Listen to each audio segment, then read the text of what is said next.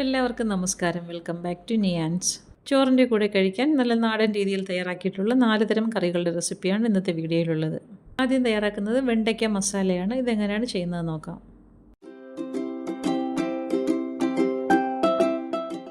ഇത് തയ്യാറാക്കുന്നതിന് വേണ്ടി കുറച്ച് വെണ്ടയ്ക്ക എടുത്ത് നന്നായിട്ടൊന്ന് കഴുകി വൃത്തിയാക്കി എടുത്തിട്ടുണ്ട്. ഇനി ഇതിനൊന്ന് അരിഞ്ഞെടുക്കണം.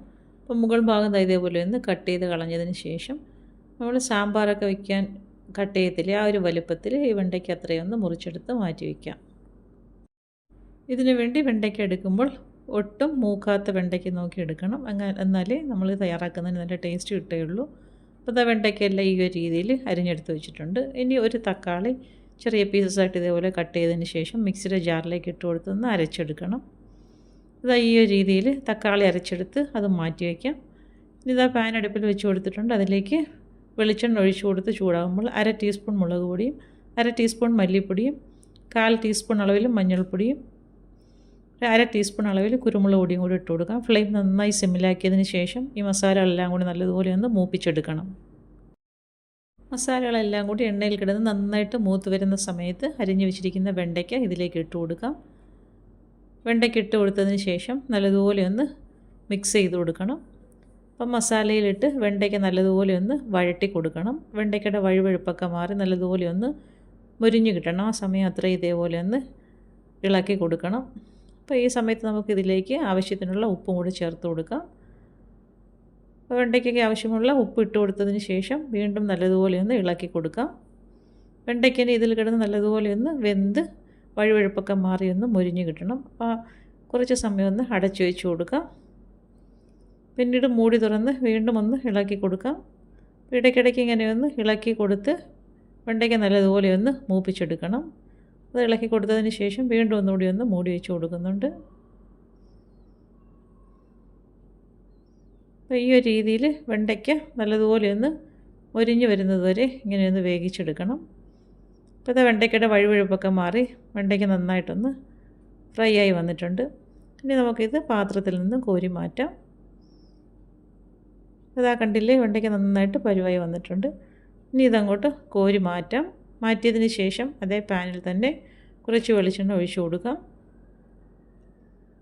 വെളിച്ചെണ്ണ ഒന്ന് ചൂടായി വരുന്ന സമയത്ത് അതിലേക്ക് കുറച്ച് കടുക് ഇട്ട് കൊടുക്കാം. അതിൻ്റെ കൂടെ തന്നെ കുറച്ച് കറിവേപ്പിലയും കൂടി ഇട്ട് കൊടുക്കാം. കടുകും കറിവേപ്പിലേക്ക് നല്ലതുപോലെ ഒന്ന് മൂത്ത് വരുന്ന സമയത്ത് ഇനി ഇതിലേക്ക് ചേർത്ത് കൊടുക്കേണ്ടത് സവാളയാണ്. അപ്പോൾ ഒരു സവാള അരിഞ്ഞതിലേക്ക് ഇട്ട് കൊടുക്കാം.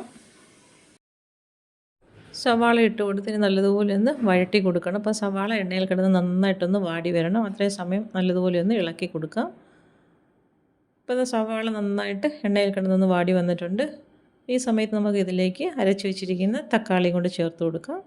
തക്കാളി ഇട്ട് കൊടുത്തതിന് ശേഷം അത് നല്ലതുപോലെ ഒന്ന് വഴട്ടി കൊടുക്കണം. അപ്പോൾ തക്കാളിയുടെ പച്ച ചുവയൊക്കെ മാറുന്നവരെ നല്ലതുപോലെ ഒന്ന് വഴട്ടി കൊടുക്കാം. ഇനി ഇതിലേക്ക് നമുക്ക് മസാലയ്ക്ക് ആവശ്യമുള്ള ഉപ്പും കൂടെ ചേർത്ത് കൊടുക്കാം. അപ്പോൾ തക്കാളി നന്നായിട്ടൊന്ന് വാടി വന്നിട്ടുണ്ട്. ഇതിലേക്ക് ആവശ്യത്തിനുള്ള ഉപ്പും കൂടെ ചേർത്ത് കൊടുക്കാം. ഉപ്പും ചേർത്ത് കൊടുത്തതിന് ശേഷം വീണ്ടും നല്ലതുപോലെ ഒന്ന് മിക്സ് ചെയ്ത് കൊടുക്കാം. ചേർത്ത് കൊടുത്ത് തക്കാളി എണ്ണയിൽ കിടന്ന് നന്നായിട്ടൊന്ന് വഴണ്ട് വന്നിട്ടുണ്ട്. അപ്പോൾ തക്കാളിയുടെ പച്ച ചുവയൊക്കെ മാറി വന്നിട്ടുണ്ട്. ഇനി ഈ സമയത്ത് ഇതിലേക്ക് നമുക്ക് മസാലകൾ ചേർത്ത് കൊടുക്കാം. 1/2 ടീസ്പൂൺ അളവിൽ മുളക് പൊടി ചേർത്ത് കൊടുക്കുന്നുണ്ട്. ഒരു നുള്ളു മഞ്ഞൾപ്പൊടിയും കൂടെ ചേർത്ത് കൊടുക്കാം. ഇനി ആ മസാലയുടെയൊക്കെ പച്ചമണം മാറുന്നത് വരെ നന്നായിട്ടൊന്ന് വഴട്ടി കൊടുക്കാം. അതത്രയും മൂത്ത് വന്നതിന് ശേഷം അതിലേക്ക് ഒരു 1/2 ടീസ്പൂൺ കുരുമുളക് പൊടിയും കൂടെ ചേർത്ത് കൊടുക്കാം. കുരുമുളക് പൊടി ഇട്ട് കൊടുത്ത് വീണ്ടും നല്ലതുപോലെ ഒന്ന് വഴട്ടി കൊടുക്കാം. ഇത് ഇത്ര ആയിക്കഴിഞ്ഞാൽ നമുക്ക് വറുത്ത് വെച്ചിരിക്കുന്ന വെണ്ടയ്ക്ക ഇതിലേക്ക് ഇട്ട് കൊടുക്കാം. അപ്പോൾ വെണ്ടയ്ക്ക ഇട്ട് കൊടുത്തതിന് ശേഷം വീണ്ടും നല്ലതുപോലെ ഒന്ന് മിക്സ് ചെയ്ത് കൊടുക്കണം. അപ്പോൾ മസാലയ്ക്കകത്ത് കിടന്ന് വെണ്ടയ്ക്ക നല്ലതുപോലെ ഒന്ന് പരുവായി കിട്ടണം. ഇതേപോലെ നല്ലതുപോലെ ഒന്ന് ഇളക്കി കൊടുക്കാം. ഇതുപോലെ നന്നായിട്ടൊന്ന് മിക്സ് ചെയ്ത് കൊടുത്തതിന് ശേഷം ഫ്ലെയിം നല്ലതുപോലെ ഒന്ന് സിമ്മിലാക്കി കൊടുത്തിട്ട് ഒന്ന് മൂടി വെച്ച് കൊടുക്കാം. അപ്പോൾ മസാലയൊക്കെ നന്നായിട്ടൊന്ന് വെണ്ടയ്ക്കയിലൊന്ന് പിടിച്ച് കിട്ടണം. അത്രയും സമയം ഒന്ന് മൂടി വെച്ച് കൊടുക്കാം. വീണ്ടും മൂടി തുറന്ന് നല്ലതുപോലെ ഒന്ന് ഇളക്കി കൊടുക്കാം. ഇപ്പോൾ വെണ്ടയ്ക്ക മസാല നന്നായിട്ട് പരുവായി വന്നിട്ടുണ്ട്. മസാലയൊക്കെ നന്നായിട്ട് മൂത്ത് വെണ്ടയ്ക്ക നല്ല സെറ്റായി വന്നിട്ടുണ്ട്. ഇനി നമുക്ക് അടുപ്പിൽ നിന്ന് മാറ്റിയതിന് ശേഷം വേറൊരു പാത്രത്തിലേക്ക് ആക്കി കൊടുക്കുന്നുണ്ട്. വെണ്ടയ്ക്ക ഈ ഒരു രീതിയിൽ ഇങ്ങനെ ഒന്ന് ചെയ്ത് നോക്കും. നല്ല സൂപ്പർ ടേസ്റ്റാണ്. എപ്പോഴും ചെയ്യുന്ന മെഴുക്ക് വരട്ടിയിൽ നിന്നൊക്കെ വ്യത്യസ്തമായിട്ട് വെണ്ടയ്ക്ക ഈ ഒരു രീതിയിൽ ഇങ്ങനെയൊന്ന് ചെയ്ത് നോക്കൂ. വേറെ കറികളൊന്നും ഇല്ലെങ്കിലും ചോറിൻ്റെ കൂടെ കഴിക്കാൻ ഈ ഒരു വെണ്ടയ്ക്ക മസാല മാത്രം മതിയാകും. അടുത്തത് നേന്ത്രക്കായും വൻപയറും കൊണ്ടുള്ള കറിയാണ്. ഇതെങ്ങനെയാണ് തയ്യാറാക്കുന്നത് നോക്കാം. ഈ കറി തയ്യാറാക്കുന്നതിന് വേണ്ടി ഒരു നേന്ത്രക്കായ തൊലി കളഞ്ഞ് വൃത്തിയാക്കി എടുത്തിട്ടുണ്ട്. ഇനി ഇതേപോലെ ഇതിനെ വലിയ വലിയ പീസസ് ആയിട്ടൊന്ന് മുറിച്ചെടുക്കാം. അപ്പോൾ വേവിക്കാനുള്ള പാത്രത്തിലേക്ക് തന്നെ ഇട്ട് കൊടുക്കുകയാണ്. ഇതേപോലെ ഒന്ന് കട്ട് ചെയ്ത് വെള്ളത്തിലേക്ക് ഇട്ട് കൊടുക്കാം. ഇനി അതിലേക്ക് ആവശ്യത്തിനുള്ള ഉപ്പ് ചേർത്ത് കൊടുക്കാം. അതേപോലെ തന്നെ ഒരു നുള്ളു മഞ്ഞൾപ്പൊടിയും ഒരു 1/4 ടീസ്പൂണോളം മുളക് പൊടിയും ചേർത്ത് കൊടുത്ത് നന്നായിട്ടൊന്ന് മിക്സ് ചെയ്ത് കൊടുത്ത് അടച്ച് വെച്ച് അടുപ്പിലേക്ക് വെച്ച് കൊടുത്ത് വേവിച്ചെടുക്കാം. അത് വേകാൻ വെക്കുന്ന സമയത്ത് വൻപയർ വേവിച്ചെടുത്തിട്ടുണ്ട്. ഒരു 1/4 കപ്പ് വൻപയറാണ് വേവിച്ചെടുത്തിരിക്കുന്നത്. അത് മാറ്റി വയ്ക്കാം. ഇനി തേങ്ങ അരച്ചെടുക്കാം. അപ്പം ഒരു 1/2 കപ്പോളം തേങ്ങ മിക്സിയുടെ ജാറിലേക്ക് ഇട്ട് കൊടുക്കാം. ഒരു 1/4 ടീസ്പൂൺ ജീരകവും 3-4 വെളുത്തുള്ളിയും അരയ്ക്കാൻ ആവശ്യമുള്ള വെള്ളവും ചേർത്ത് നമ്മൾ അവിയലിനൊക്കെ അരയ്ക്കുന്ന ആ ഒരു പരുവത്തിൽ അരച്ചെടുക്കാം. ഇപ്പോൾ വേകാൻ വെച്ചിരുന്ന നന്നായിട്ട് വെന്ത് വന്നിട്ടുണ്ട്. ആ സമയത്ത് നമുക്ക് കുക്കറിനകത്ത് വേവിച്ച് വെച്ചിരിക്കുന്ന വൻപയർ വെള്ളത്തോടെ തന്നെ ഇതിലേക്ക് ഒഴിച്ചു കൊടുക്കാം. ഉപ്പും കുറച്ചുകൂടി ഇട്ട് കൊടുക്കാം. നമ്മൾ പയറിന് ഉപ്പ് ചേർത്തിട്ടില്ലായിരുന്നു. ഉപ്പും ചേർത്ത് കൊടുത്ത് നന്നായിട്ട് മിക്സ് ചെയ്ത് കൊടുത്ത് മൂടി വയ്ക്കാം. ഏകദേശം 1 മിനിറ്റോളം പയറും കായും കൂടി ഒന്നുകൂടി ആ വെള്ളത്തിൽ കിടന്നൊന്ന് വെന്ത് വരട്ടെ. ഇനി നമുക്കിതിലേക്ക് അരച്ച് വെച്ചിരിക്കുന്ന അരപ്പ് ചേർത്ത് കൊടുക്കാം. അരപ്പും ചേർത്ത് കൊടുത്ത് കുറച്ച് വെള്ളം കൂടി ഇതിലേക്ക് മിക്സിയുടെ ജാറിലൊഴിച്ച് ഇതിലേക്ക് ചേർത്ത് കൊടുക്കാം. ഇനി കറി തിളയ്ക്കേണ്ട ആവശ്യമില്ല. അടുപ്പിൽ നിന്ന് മാറ്റി കൊടുക്കാം. ഇനി അതിലേക്ക് താളിച്ചൊഴിക്കാം. കടുകും ചുവന്നുള്ളിയും വറ്റൽമുളകും കറിവേപ്പിലയും കൂടി നന്നായിട്ട് മൂപ്പിച്ച് കറിയിലേക്ക് ഒഴിച്ചു കൊടുക്കാം. കറി തയ്യാറാക്കി എടുക്കുമ്പോൾ കുറച്ച് ലൂസ് പരുവത്തിലാണ് ഇരിക്കുന്നതെങ്കിലും അത് കുറച്ച് സമയം ഇരിക്കുമ്പോഴേക്കും കുറച്ചുകൂടി ഒന്ന് തിക്കാവും. അപ്പോൾ ആ ഒരു പരുവത്തിൽ വേണം ഇറക്കാൻ. അപ്പോൾ സൂപ്പർ ടേസ്റ്റിലുള്ള നേന്ത്രക്കായ വൻപയർ കറി റെഡിയായി കഴിഞ്ഞു. അടുത്തത് ചോറിൻ്റെ കൂടെ ഒഴിച്ച് കഴിക്കാനുള്ളൊരു പുളിയാണ്. ഇതെങ്ങനെ തയ്യാറാക്കുന്നത് നോക്കാം. കുറച്ച് പുളി പാത്രത്തിലേക്ക് ഇട്ട് കൊടുത്ത് അതിലേക്ക് വെള്ളം ഒഴിച്ചു കൊടുത്ത് ഒന്ന് കുതിരാൻ വേണ്ടി മാറ്റി വയ്ക്കാം. ഇനി ചട്ടി അടുപ്പിലേക്ക് വെച്ച് കൊടുക്കാം. വെളിച്ചെണ്ണ ഒഴിച്ചു കൊടുത്ത് ചൂടായി വരുമ്പോൾ അതിലേക്ക് 6 ചുവന്നുള്ളിയും 7 വെളുത്തുള്ളിയും 7 വറ്റൽമുളകും കൂടി നന്നായിട്ടൊന്ന് മൂപ്പിച്ചെടുക്കണം. ചെറുതായിട്ടൊന്ന് മൂത്ത് വരുന്ന സമയത്ത് അതിലേക്ക് കുറച്ച് കറിവേപ്പിലയും കൂടി ചേർത്ത് കൊടുക്കാം. ഇനി ഇതെല്ലാം കൂടി നല്ലപോലെ ഒന്ന് മൂത്ത് കളർ മാറി വരണം. നമുക്ക് കൈ വെച്ചൊന്ന് ഞെരടി ചേർക്കാനുള്ളതാണ്. അപ്പോൾ ഈ ഒരു രീതിയിൽ നന്നായിട്ട് മൂത്ത് വരണം. അതിലേക്ക് 1/2 ടീസ്പൂൺ കുരുമുളക് പൊടിയും 1/4 ടീസ്പൂൺ മഞ്ഞൾപ്പൊടിയും കൂടി ചേർത്ത് കൊടുക്കാം. ഇനി ഫ്ലെയിം ഓഫ് ചെയ്തിട്ട് തണുക്കാൻ വേണ്ടി മാറ്റി വയ്ക്കാം. അപ്പോൾ മൂത്തതെല്ലാം നന്നായിട്ട് തണുത്ത് വന്നിട്ടുണ്ട്. ഇതേപോലെ കൈ കൊണ്ട് തന്നെ നല്ലതുപോലെ ഒന്ന് ഞെരടി യോജിപ്പിച്ച് കൊടുക്കണം. ഇനി നമുക്ക് എടുത്ത് വെച്ചിരിക്കുന്ന പുളി പിഴിഞ്ഞ് ഇതിലേക്ക് പുളി വെള്ളം ഒഴിച്ചു കൊടുക്കാം. പിന്നീട് ആവശ്യത്തിനുള്ള വെള്ളവും കൂടി ഇതിലേക്ക് ചേർത്ത് കൊടുക്കണം. അപ്പോൾ പുളി ഇതിലേക്ക് ഒഴിച്ചു കൊടുക്കാം. ഒഴിച്ചു കൊടുത്തിട്ട് കൊത്തൊക്കെ അങ്ങ് മാറ്റിക്കളയാം. ഇനി നമുക്ക് ആവശ്യത്തിനുള്ള വെള്ളവും കൂടി ചേർത്ത് കൊടുക്കാം. വെള്ളം ചേർത്ത് കൊടുത്തതിന് ശേഷം ഇതിലേക്ക് ആവശ്യത്തിനുള്ള ഉപ്പും കൂടി ചേർത്ത് കൊടുക്കണം. ഉപ്പും ചേർത്ത് കൊടുത്ത് നന്നായിട്ടൊന്ന് മിക്സ് ചെയ്ത് കൊടുക്കാം. മിക്സ് ചെയ്ത് കൊടുത്തതിന് ശേഷം അടച്ചു വെച്ച് തിളപ്പിച്ചെടുക്കാം. ഇപ്പോൾ പുളിവെള്ളം നന്നായിട്ട് തിളച്ച് വന്നിട്ടുണ്ട്. ഈ ഒരു സമയമാകുമ്പോഴേക്കും ഫ്ലെയിം ഓഫ് ചെയ്ത് കൊടുക്കാം. ഇനി നമുക്കിതിലേക്ക് മല്ലിയില വേണമെങ്കിൽ ചെറുതായിട്ട് അരിഞ്ഞ മല്ലിയിലയും കൂടി ചേർത്ത് കൊടുക്കാം. വളരെ ഈസി ആയിട്ട് തന്നെ ഈ ഒരു പുളിയും കറി റെഡിയാക്കി എടുക്കാം. ചോറിനൂടെ കഴിക്കാൻ നല്ലതാണ്. അപ്പോൾ ഇതും കൂടി ഈ ഒരു രീതിയിലൊന്ന് തയ്യാറാക്കി നോക്കൂ.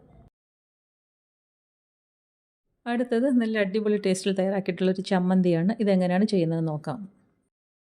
ഇത് തയ്യാറാക്കുന്നതിന് വേണ്ടി ചട്ടിയിലേക്ക് 1 ടേബിൾ സ്പൂൺ വെളിച്ചെണ്ണ ഒഴിച്ചു കൊടുക്കാം. വെളിച്ചെണ്ണ നന്നായി ചൂടായിരുമ്പോൾ അതിലേക്ക് 8-10 വറ്റൽമുളക് ഇട്ട് കൊടുത്ത് നന്നായിട്ടൊന്ന് വറുത്തെടുക്കണം. വറ്റൽമുളക് നല്ലതുപോലെ ഒന്ന് മൂത്ത് വരണം. ആ സമയം അത്രയും ഒന്ന് ഇളക്കി കൊടുക്കണം. മൂത്ത് വരുന്ന സമയത്ത് നന്നായിട്ടൊന്ന് കളർ മാറി ഒരു ഡാർക്ക് ബ്രൗൺ കളറാകും. ഇതേപോലെ മൂത്ത് വരുന്ന സമയത്ത് എണ്ണയിൽ നിന്നും കോരി മാറ്റാം. വറ്റൽമുളകൊക്കെ എണ്ണയിൽ കിടന്ന് മൂത്ത് വരുമ്പോൾ നല്ലൊരു മണമാണ്. അപ്പോൾ ആ ഒരു മണം ഈ ചമ്മന്തിക്കും ഉണ്ട്. അപ്പോൾ ഇതേപോലെ ഈ ഒരു കളറാകുന്ന സമയത്ത് പാത്രത്തിലേക്ക് കോരി മാറ്റി കൊടുക്കാം. ഇനി അതേ എണ്ണയിൽ തന്നെ കുറച്ച് മല്ലിയും കൂടെ ഒരു ടേബിൾ സ്പൂണോളം മല്ലിയും കൂടി, മുഴുവൻ മല്ലിയാണ് ഇട്ട് കൊടുത്ത് അതും ഒന്ന് മൂപ്പിച്ചെടുക്കണം. മല്ലി പെട്ടെന്ന് തന്നെ മൂത്ത് കിട്ടും. ഇതേപോലെ കളർ മാറി വരുന്ന സമയത്ത് അതും എണ്ണയിൽ നിന്നും കോരി മാറ്റാം. ഇനി ആ എണ്ണയിൽ തന്നെ 1 ടേബിൾ സ്പൂൺ കടലപ്പരിപ്പും കൂടി ഇട്ട് കൊടുക്കുക. അതും ഇതേപോലെ നന്നായിട്ടൊന്ന് വറുത്ത് കളർ മാറി വരുന്ന സമയത്ത് എണ്ണയിൽ നിന്നും കോരി മാറ്റണം. ഇതേപോലെ പെട്ടെന്ന് തന്നെ അത് മൂത്ത് കിട്ടിയിട്ടുണ്ട്. അതും എണ്ണയിൽ നിന്ന് കോരി മാറ്റാം. ഇനി ആ എണ്ണയിലേക്ക് തന്നെ 1 സവാള ഇതേപോലെ സ്ക്വയർ പീസസ് ആയിട്ട് കട്ട് ചെയ്ത് ഇട്ട് കൊടുത്തൊന്ന് വഴറ്റി കൊടുക്കണം. സവാള എണ്ണയിൽ കിടന്ന് നല്ലതുപോലെ ഒന്ന് വഴണ്ട് കിട്ടണം. ചെറുതായിട്ടൊന്ന് കളർ മാറി വരുന്ന സമയത്ത് കോരി മാറ്റാം. സവാള വഴറ്റിയെടുക്കുന്നതിൻ്റെ കൂടെ തന്നെ കുറച്ച് കറിവേപ്പിലയും കൂടി ഇട്ട് കൊടുക്കാം. ഇട്ട് കൊടുത്തിട്ട് ഇതേപോലെ നന്നായിട്ടൊന്ന് വഴറ്റി കൊടുക്കാം. ഈ ഒരു സമയമാകുമ്പോഴേക്കും അത് എണ്ണയിൽ നിന്നും കോരി മാറ്റാം. ആദ്യം ഇനി മിക്സിയുടെ ജാറിലേക്ക് വറുത്ത് വെച്ചിരുന്ന മുളകും മല്ലിയും കടലപ്പരിപ്പും കൂടി ഇട്ട് കൊടുത്ത് നന്നായിട്ടൊന്ന് പൊടിച്ചെടുക്കാം. ഇതാ ഈ ഒരു രീതിയിൽ നന്നായിട്ട് പൊടിച്ചെടുത്തിട്ടുണ്ട്. ഇനി നമ്മൾ വഴറ്റി വെച്ചിരിക്കുന്ന സവാള നന്നായിട്ട് തണുത്തതിന് ശേഷം ഇതിലേക്ക് ഇട്ട് കൊടുക്കാം. സവാള ഇട്ട് കൊടുത്ത് ഇതേപോലെ ഒന്ന് അരച്ചെടുക്കാനുള്ളതാണ്. അപ്പോൾ അതും ചേർത്ത് കൊടുത്തതിന് ശേഷം അതിലേക്ക് കുറച്ച് പുളി ചേർത്ത് കൊടുക്കാം. നമുക്ക് പുളിക്ക് ആവശ്യമുള്ള അത്രയും ചേർത്ത് കൊടുക്കാം. അത് ഇട്ട് കൊടുത്തതിന് ശേഷം കുറച്ച് ശർക്കര, ചെറിയ ഒരു കഷ്ണം ശർക്കരയും കൂടി അതിലേക്ക് പൊടിച്ച് ചേർത്ത് കൊടുക്കാം. ഇനി ആവശ്യത്തിനുള്ള ഉപ്പും കൂടി ഇട്ട് കൊടുത്ത് ഇത് നന്നായിട്ടൊന്ന് അരച്ചെടുക്കാം.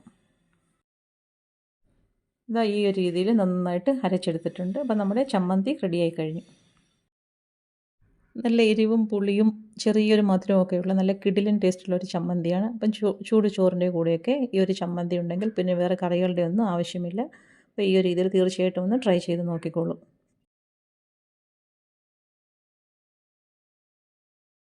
അപ്പോൾ ഇന്നത്തെ റെസിപ്പീസൊക്കെ ഇഷ്ടമായെന്ന് വിചാരിക്കുന്നു. ഇഷ്ടമായ ലൈക്ക് ചെയ്ത് സബ്സ്ക്രൈബ് ചെയ്ത് സപ്പോർട്ട് ചെയ്തേക്കൂ. എന്തെങ്കിലുമൊക്കെ അഭിപ്രായങ്ങളുണ്ടെങ്കിൽ കമൻറ്റ് ചെയ്യൂ. വീണ്ടും അടുത്ത വീഡിയോയിൽ കാണുന്നത് വരെ bye from Niyan's. Thanks for watching.